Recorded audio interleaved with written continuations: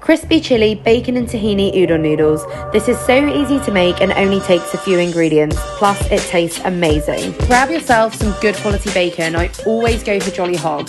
They even won a Great Taste Award, so you know they know their stuff. Slice it up into small chunks and move on to your sauce. You're going to get 2 tablespoons of tahini, 1 tablespoon of crispy chili oil, and 2 tablespoons of soy sauce. The nuttiness from the tahini makes this taste just like satay sauce, but it's so simple to make.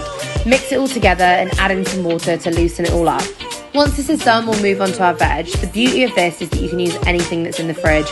I've used a julienne peeler on my carrots to get these nice ribbons.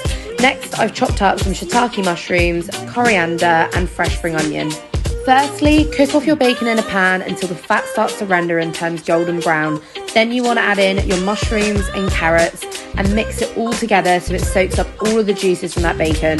Then you want to add in your udon noodles, top it off with that fresh tahini sauce that you've made, add in some coriander and spring onion, mix it all together till it's nice and coated and you're ready to serve. Finally, drizzle on some of your favourite crispy chili oil, add a sprinkling of sesame seeds and some more fresh coriander, and there you have it.